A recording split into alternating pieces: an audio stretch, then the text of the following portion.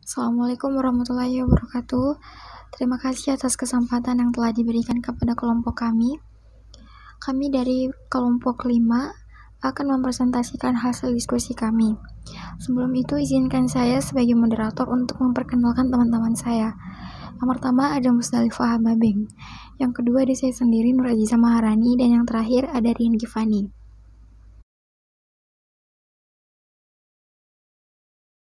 A. Karakter halayak di media tradisional.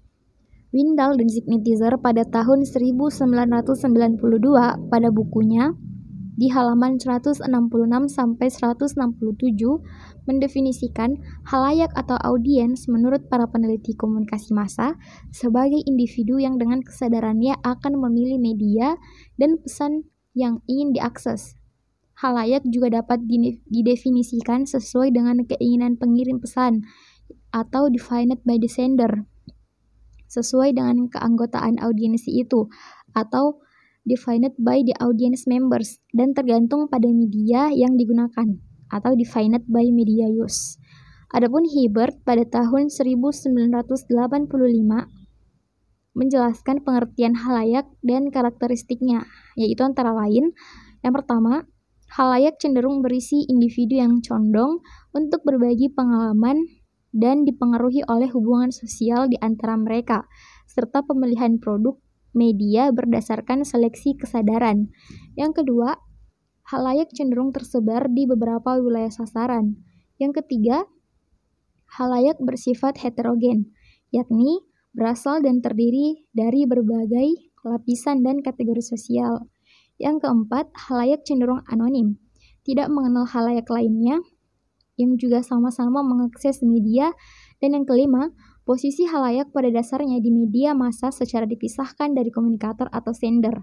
Penjelasan ini membawa suatu kesimpulan bahwa di era media massa atau media tradisional, posisi halayak ditempatkan sekedar sebagai objek atau konsumen. Untuk menjelaskan lebih jauh soal pemanfaatan halayak oleh media, dapat dijelaskan melalui konsep komodifikasi.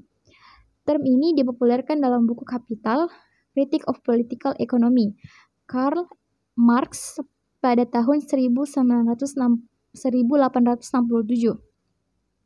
bahwa komoditas pada dasarnya bisa bermakna ketika halayak memproduksi barang untuk dipasarkan. Nilai dari barang itu bukanlah berasal dari kegunaannya, melainkan nilai muncul dari kemampuan barang itu untuk ditukar dengan barang lainnya. Materi selanjutnya akan dibacakan oleh Musdalifah Hababeng. B. Bergesernya tipe halayak. Perkembangan media baru atau internet dan hadirnya media cyber bagi penulis merupakan salah satu pijakan untuk melihat hubungan baru antara media dan halayak. Sebab selama ini diskursus tentang media dan halayak, khususnya terhadap media tradisional, menempatkan halayak dalam posisi pasif, sekedar menerima terpaan media, dan tidak memiliki kebebasan untuk memproduksi informasi. Bahkan, halayak menjadi objek yang didefinisikan oleh media atau sebagai audience as object.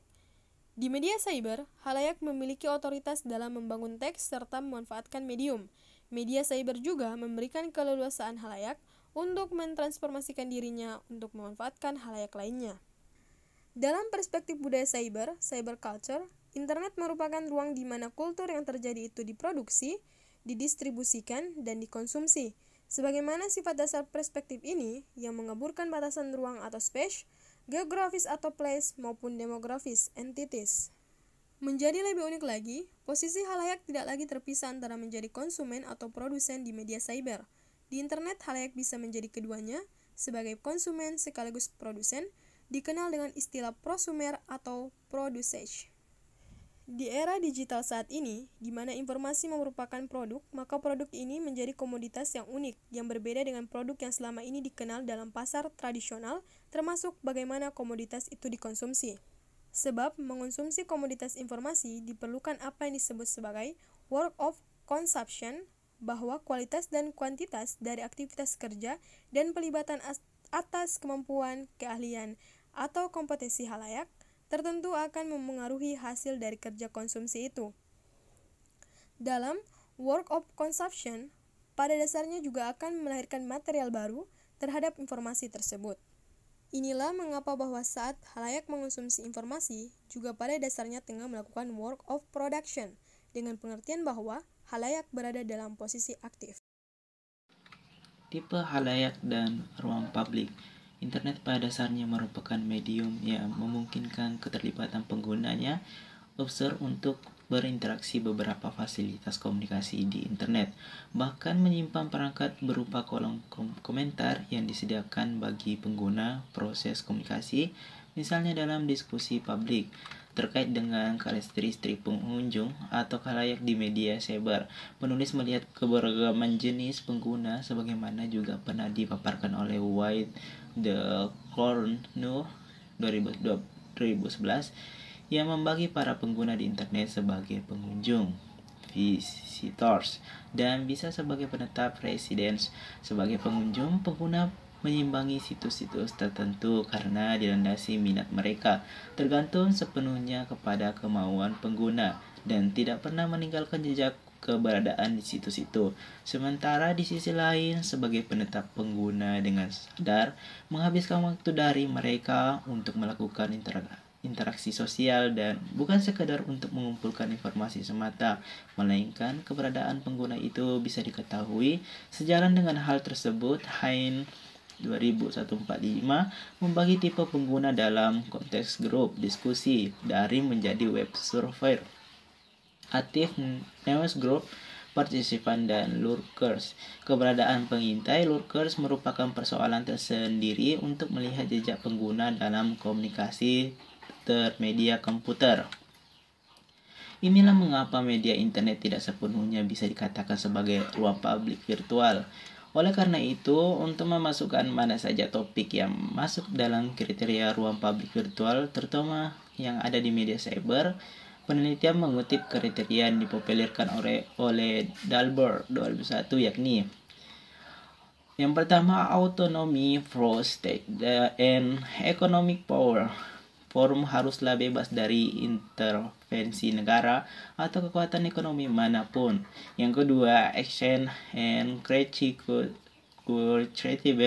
moral partial validity claim. Terdapat pertukaran dan perdebatan yang berlandaskan moral untuk melihat suatu peristiwa dibandingkan dengan dogma yang memaksa. Yang ketiga, refleksivity. Setiap anggota cyber forum hendaknya secara kritis juga mempertimbangkan nilai-nilai budaya, asumsi yang terjadi di tengah realitas sosial maupun ketertarikan mereka yang cenderung pada kepentingan umum, atau dalam hal ini konteks sosial yang lebih besar, dengan tentu saja tanpa memerlukan akar di mana ia berasal. Yang keempat, ideal role taking. Ini menjadi aturan penting bahwa setiap anggota cyber forum memiliki integritas untuk memahami argumen yang berkembang, meski itu datang dengan perspektif yang berbeda sekalipun. Kelima, syncreity. Setiap anggota cyber forum melandasi dirinya dengan tulus, termasuk dalam hal ini keinginan, kebutuhan, bahkan tujuan yang tersembunyi untuk menemukan solusi terhadap suatu masalah, dan bahkan sebaliknya untuk kepentingan pribadi. Yang keenam, discursive inclusion and equality. Cyber forum beroperasi dengan menghormati setiap anggotanya, dengan memberikan kesempatan untuk mempertanyakan dan termasuk menyanggah terhadap suatu isi. Mengutip dari Bowen and Will, berikut penjelasan bagaimana pergeseran fungsi khalayak yang selama ini fungsi-fungsi tersebut menjadi milik media massa. 1. Kemunculan warga sebagai penjaga, watchdog. Kekuatan organisasi media ini yang dianggap tidak menempatkan jurnalis sebagai profesi yang bebas dalam menyatakan pendapatnya terhadap suatu peristiwa. Yang kedua, pendefinisian terhadap kredibilitas. Kovacs and Rosenthal dan dalam The Element of Journalism menyatakan bahwa journalism first loyalty is decisions. Ini bermakna bahwa informasi yang dipublikasikan di media oleh jurnalis pada dasarnya harus memihak kepada warga dibandingkan ego profesi. Hal ini disebabkan telah dijelaskan mengenai trik menarik kepentingan dalam skema ekonomi publik MC Numus sebelumnya. Yang ketiga, warga antara profesional dan amatir. Kemunculan media cyber dan keterlibatan khalayak pada produksi, distribusi, dan sirkulasi berita pada dasarnya membenturkan jurnalis antara profesional dan amatir. Di satu sisi, media tradisional mensyaratkan pekerja jurnalis profesional. Di sisi lain, media jurnalisme warga hampir tidak mensyaratkan profesionalitas di dalamnya. Di satu sisi, media tradisional mengisyaratkan pekerja jurnalis profesional. Di sisi lain, media jurnalisme warga hampir tidak mensyaratkan profesionalitas di dalamnya. Gilmore juga menjelaskan bahwa jurnalisme warga pada dasarnya menghasilkan berita oleh warga biasa dan lepas dari aturan yang ada di organisasi media pada umumnya. 4. Warga sebagai audiens global. Media tradisional memiliki target konsumen media audiens yang sangat spesifik. Spesifikasi audiens setidaknya terjadi karena 1. Tipe dari konten media, 2. Keluasan jangkauan distribusi media, 3. Jumlah produk yang dihasilkan, dan 4. Batasan geografis tempat media itu berada. Selanjutnya, pola internet yang menghubungkan khalayak baik berupa perangkat komputer maupun pengguna user secara global di seluruh dunia menyebabkan akses khalayak terhadap media jurnalisme warga menjadi jauh lebih luas dan tanpa batas. Itulah hasil diskusi dari kelompok kami.